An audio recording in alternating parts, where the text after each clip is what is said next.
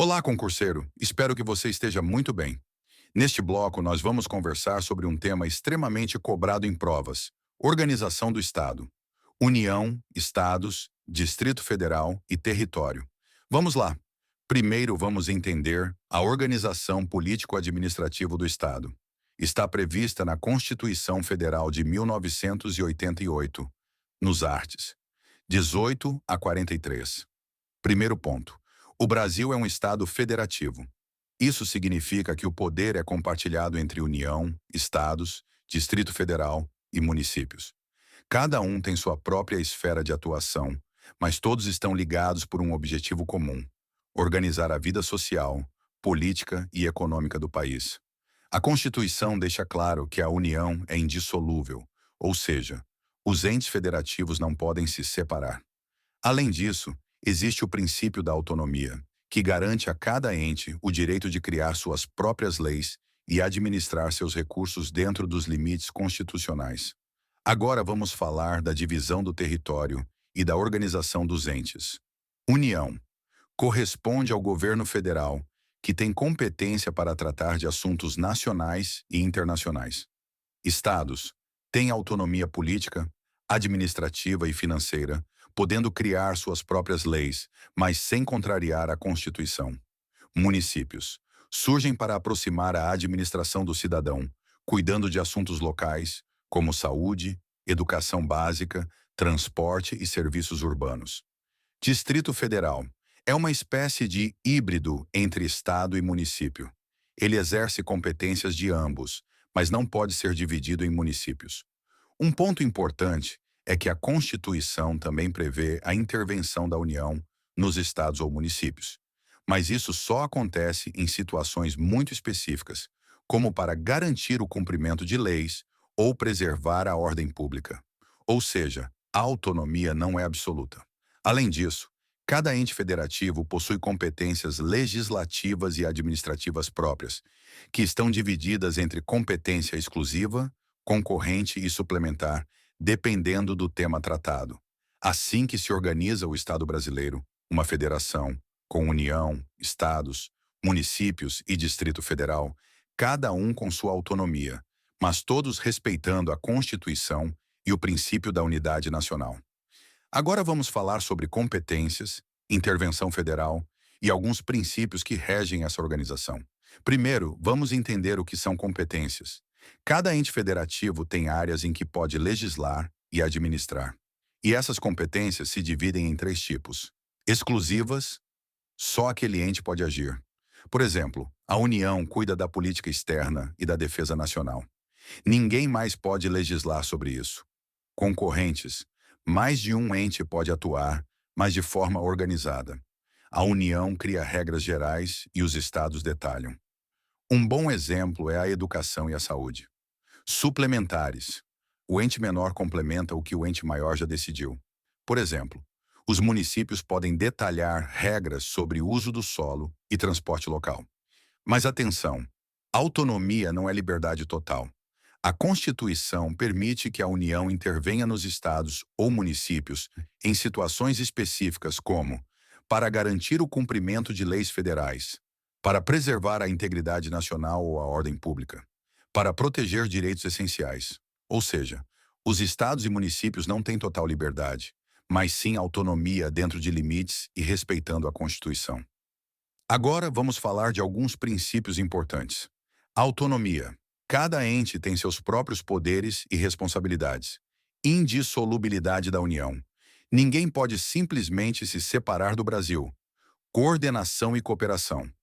Os entes devem trabalhar juntos, sempre respeitando a Constituição. Para exemplificar, pense assim. Imagine que um município queira criar uma lei sobre transporte público diferente da lei estadual. Ele pode ajustar algumas regras locais, mas não pode contrariar a legislação estadual ou federal. E se houver um conflito sério, a União pode intervir para manter a ordem e a unidade do país. Agora vamos falar sobre os bens da União, um assunto super importante dentro da organização do Estado, previsto lá no artigo 20 da Constituição Federal. Então, primeiro vamos imaginar o Brasil como uma grande casa. Cada cômodo, Cada objeto dessa casa pertence a alguém, certo? No nosso caso, temos bens que pertencem à União, aos estados, aos municípios e até a particulares. Mas agora o foco é nos bens que são da União. Você já parou para pensar o que exatamente significa bem da União? Basicamente, são os bens que pertencem diretamente ao governo federal, e a Constituição deixa bem claro quais são. Olha só o que o artigo 20 diz. Primeiro, temos os terrenos de marinha e seus acrescidos. São aquelas faixas de terra na beira do mar e os espaços que se formam com o tempo, por sedimentação, por exemplo. Depois, as ilhas fluviais e lacustres em áreas de fronteira com outros países. Ou seja, ilhas em rios ou lagos que fazem divisa com nações vizinhas. Tem também os rios e lagos cuja navegação ultrapassa os limites de um estado. Ou seja, quando um rio cruza mais de um estado, ele é da União. Ah, claro, não podemos esquecer das praias marítimas e dos recursos naturais, como petróleo, minérios e riquezas do subsolo. Esses são os grandes tesouros do país. E ainda, o patrimônio público da União, que inclui prédios, áreas de uso público e bens destinados a fins federais. Agora um ponto importante. Nem tudo que está no território brasileiro é da União. Por exemplo, uma escola estadual ou um hospital municipal não entram nessa conta. Entendeu a diferença? Outro detalhe: a União administra e usa esses bens, mas às vezes pode ceder o uso para estados, municípios ou até para particulares, desde que exista autorização legal e que o interesse público seja respeitado. Ah, e tem mais. Muitos bens da União são inalienáveis, imprescritíveis e impenhoráveis. Isso significa que a União não pode vender, perder por tempo de uso ou ter penhora sobre eles. Isso vale principalmente para aqueles estratégicos, como petróleo ou terras da Marinha.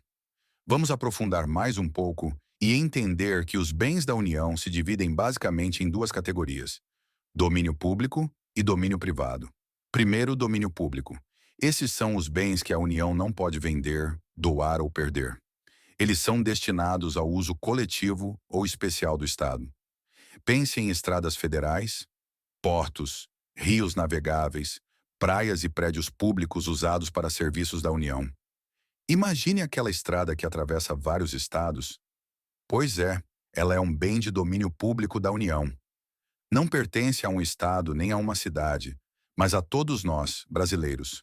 Outro exemplo bem claro são os terrenos de marinha, pois a União precisa garantir que o litoral seja controlado e preservado, e que essas áreas sejam usadas de forma adequada ao interesse público. Esses bens são inalienáveis, imprescritíveis e impenhoráveis. Ou seja, a União não pode vendê-los, perder por tempo de uso ou ter penhora sobre eles. É uma forma de proteger o que é de todos nós. Agora vamos para os bens de domínio privado da União. Esses são bens que a União pode administrar de forma mais flexível, quase como se fossem de um particular. Eles podem ser vendidos, alugados ou cedidos, mas sempre dentro da lei. Por exemplo, imóveis da União que não têm uso público podem ser leiloados ou cedidos para instituições, gerando recursos para o Estado. Outra situação: áreas federais que não são estratégicas, como prédios desativados, podem ser usadas em projetos sociais ou vendidos legalmente. E uma coisa importante: mesmo os bens de domínio privado devem sempre servir ao interesse público. Ou seja, não dá para usar de forma que prejudique a sociedade ou o Estado. Agora vamos entender as competências da União. E quando eu falo competência, não é nada complicado. É basicamente quem pode fazer o que dentro do país. Quem manda em quê, onde e quando. E no caso da União, estamos falando da esfera federal, aquela que cuida do país como um todo. Na Constituição de 1988, está tudo bem explicado. União, estados, Distrito Federal e municípios têm funções específicas para não dar confusão. E olha só, a União tem dois tipos de competência que você precisa conhecer: privativa e exclusiva. Primeiro, vamos à competência privativa. Isso significa que só a União pode legislar sobre certos assuntos. Está lá no artigo 22 da Constituição. Por exemplo, direito civil, penal, comercial, eleitoral, agrário, marítimo, aeronáutico, espacial, e até o direito do trabalho. Também entra aqui a educação e o sistema monetário. Então, pensa comigo. Se alguém quisesse criar uma lei sobre direito penal, não é o Estado nem o município que pode. Só a União. Por quê? Porque esses assuntos precisam ser iguais em todo o país para evitar bagunça e conflito de regras. Agora, tem também a competência exclusiva, que está no artigo 21. Aqui a União não só legisla, mas também atua diretamente em serviços de interesse nacional. Um exemplo clássico: Defesa Nacional. O Exército, as Forças Armadas. Outro: Relações Exteriores, emissão de moeda, Polícia Federal e até o sistema de telecomunicações. Vamos pensar em um exemplo. Você não vê um Estado criando seu próprio exército, né? Porque isso é competência da União. E o mesmo vale para o tráfego internacional de navios e aeronaves.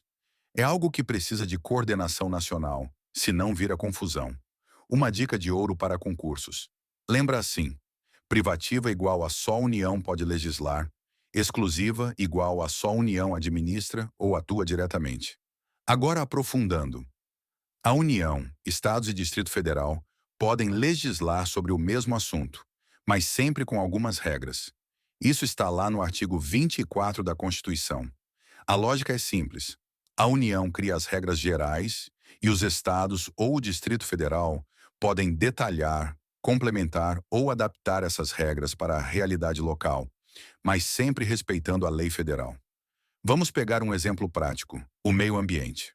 A União cria regras gerais de proteção ambiental para todo um país, certo? Mas cada estado pode fazer leis sobre rios, florestas e parques dentro do seu território. Só que atenção, essas leis não podem contrariar o que a União estabeleceu. Entendeu a ideia? É um equilíbrio entre unidade nacional e autonomia local. Outros exemplos de competência concorrente incluem educação, saúde, transporte e cultura. Em todas essas áreas, a União define a base nacional e os estados detalham de acordo com a sua realidade. Um ponto importante que cai muito em concurso: se a União não regulamentar a matéria, os estados têm liberdade para legislar sozinhos. Isso está no artigo 24, parágrafo 2º, e serve para que a população não fique sem regras só porque a União ainda não decidiu nada. E tem mais uma pegadinha. Quando existe conflito entre lei federal e estadual em matéria concorrente, a lei federal prevalece. Ou seja, a União tem a palavra final, mas só quando ela legisla. Recapitulando, temos 3 tipos de competência: privativa, exclusiva e concorrente. Agora você consegue diferenciar com facilidade e ainda entender como União e Estados interagem na prática. Isso cai bastante em provas, principalmente em questões de múltipla escolha ou estudo de caso. Agora, saindo da União, vamos entrar nos Estados Federados, uma parte super importante da organização do nosso Estado. Primeiro, vamos lembrar que o Brasil é uma república federativa. Isso quer dizer que o país é formado por diferentes entes que têm autonomia própria. São eles: a União, os estados, o Distrito Federal e os municípios. Mas o foco dessa aula são os estados federados. Agora, atenção, os estados têm autonomia garantida pela Constituição, lá no artigo 18.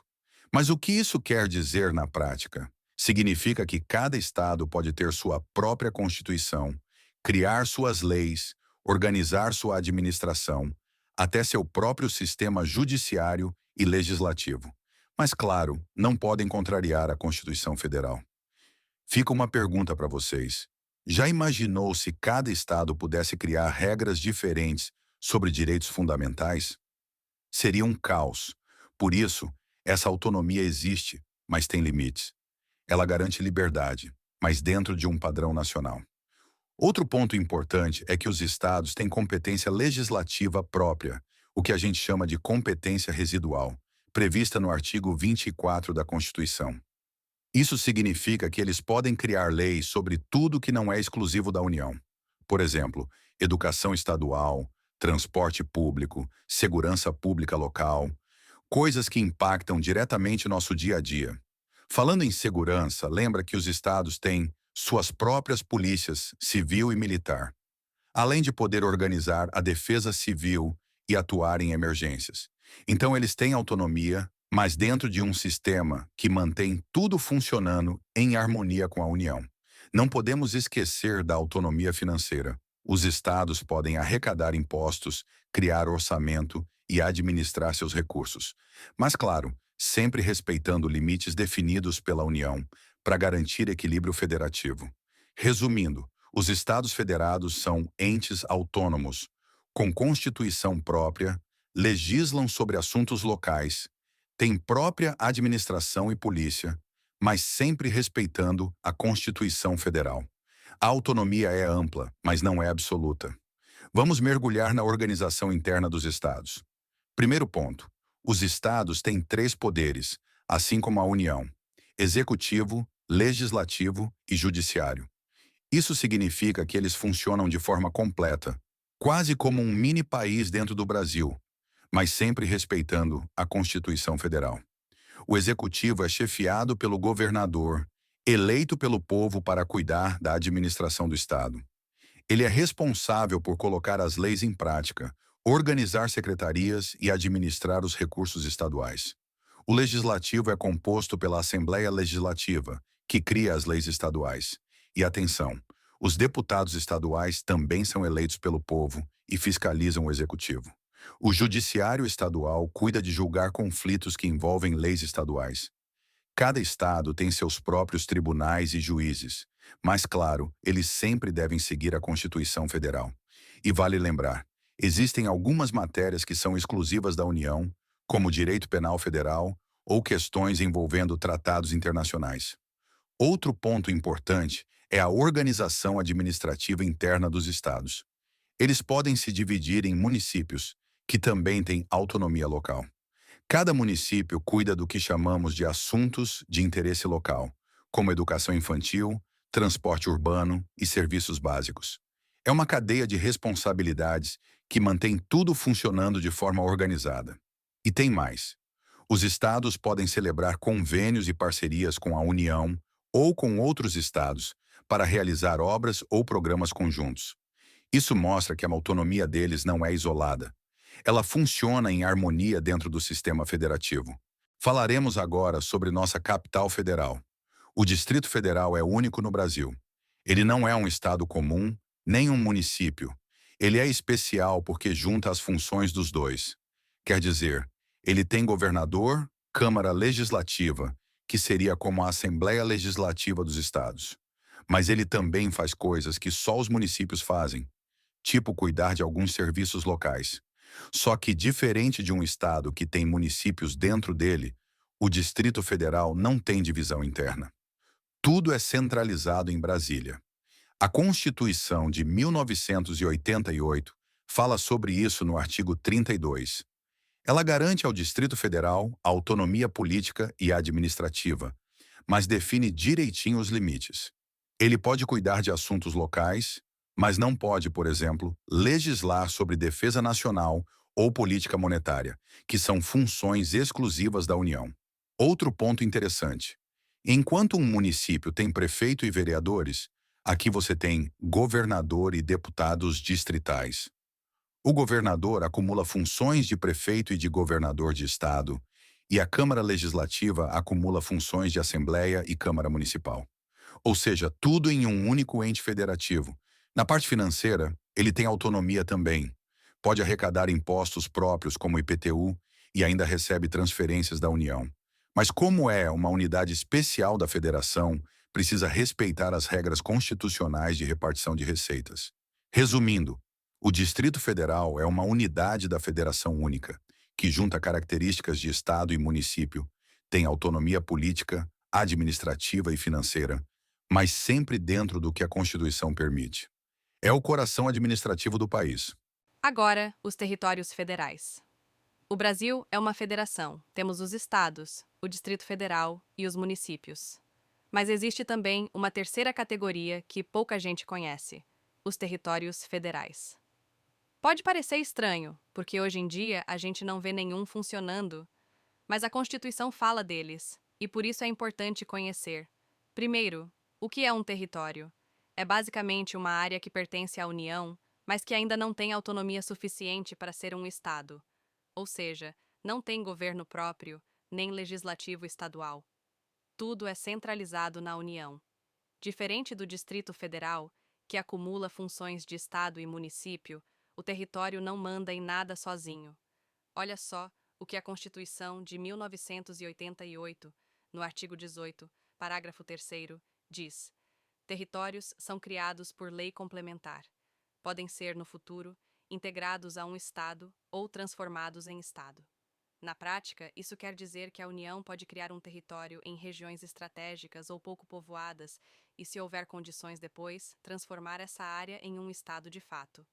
Hoje, na realidade, não temos territórios federais em funcionamento. Todos os antigos, como Rondônia, Roraima, Amapá e Tocantins, já viraram estados. Mas atenção! Em prova, pode cair uma questão sobre criação de território hoje, ou sobre como a Constituição regula esses casos. E olha que detalhe importante: ao contrário dos estados, os territórios não têm representantes no Senado. Eles têm deputados na Câmara, mas o executivo é nomeado pelo presidente da República. Então, quem manda lá é a União, não o povo do território. Finalmente, nosso último tema, os municípios, que são a menor unidade política do Brasil. Eles são fundamentais para o nosso dia a dia. Então, vamos começar pela Constituição, artigos 29 a 31 da CF 88. Esses artigos dizem que os municípios têm autonomia política, administrativa e financeira. Traduzindo, eles podem criar suas próprias leis, organizar sua estrutura e administrar seu orçamento. Por isso que cada cidade tem prefeito e Câmara de Vereadores. Falando em governo municipal, o prefeito é tipo o gerente geral da cidade. Ele administra tudo que é serviço público, saúde, educação, transporte. Já os vereadores são como fiscais e legisladores locais. Eles fazem as leis do município, acompanham o trabalho do prefeito e representam a população. Um detalhe interessante: os municípios podem criar leis orgânicas. Isso é tipo uma mini-constituição do município. Mas atenção, elas precisam respeitar a Constituição Federal e a legislação estadual. É nessa lei que se define, por exemplo, como a prefeitura vai funcionar e como as licitações vão acontecer. E não podemos esquecer que os municípios têm patrimônio e receita próprios. Eles arrecadam impostos, como o ISS, que é sobre serviços, e recebem transferências da União, principalmente o FPM, o Fundo de Participação dos Municípios. Pergunta para vocês: sabem como o FPM é calculado? Isso mesmo, com base na população do município. Então, quanto maior a cidade, maior a participação. Outra coisa bacana: municípios podem se unir em consórcios para administrar serviços em conjunto. Por exemplo, várias cidades podem trabalhar juntas para organizar transporte público ou saneamento básico. Mostra como a cooperação é importante na prática. E olha só, os municípios podem legislar sobre assuntos locais, mas sempre respeitando as leis estaduais e federais. Então, eles podem criar regras sobre trânsito, feiras livres, eventos da cidade, mas não podem inventar leis sobre direito penal ou previdência. Isso é coisa da União. Resumindo, os municípios são autônomos, têm prefeito e vereadores, podem criar leis próprias, têm receita e patrimônio próprios e ainda podem se juntar para melhorar serviços. Agora vamos mergulhar nas competências, ou seja, o que eles podem e não podem fazer na prática. E isso é super importante para concursos, então fiquem atentos. Para começar, lembra da Constituição, artigos 30 e 31? Ela diz basicamente que os municípios cuidam do que é local, enquanto a União e os estados cuidam do que é regional ou nacional. Então, sempre que surgir uma questão sobre competência, pergunte-se: isso é algo que afeta só a cidade ou todo o país? Vamos aos exemplos práticos, porque assim fica bem mais fácil de entender. Competências exclusivas são atividades que só o município pode fazer. Organizar o transporte coletivo urbano, aquele ônibus que você pega todo dia, a prefeitura que cuida disso, administrar feiras e mercados públicos, oferecer educação infantil e ensino fundamental, gerir postos de saúde e hospitais municipais, administrar o saneamento básico, água, esgoto, limpeza urbana. Viu só? É praticamente tudo o que você vê no dia a dia da cidade. Agora, as competências comuns São aquelas que os municípios fazem em parceria com União e Estado.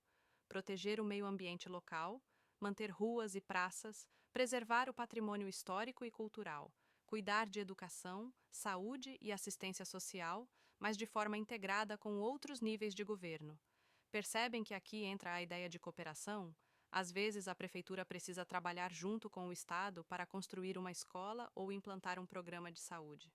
Outra coisa que cai bastante em prova: os municípios podem criar conselhos e fundos municipais, como o Conselho de Saúde ou o Conselho de Educação.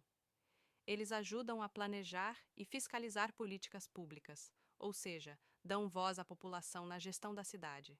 Mas atenção, os municípios não podem legislar sobre assuntos da União ou do Estado. Exemplos: direito penal, direito tributário federal ou previdência social.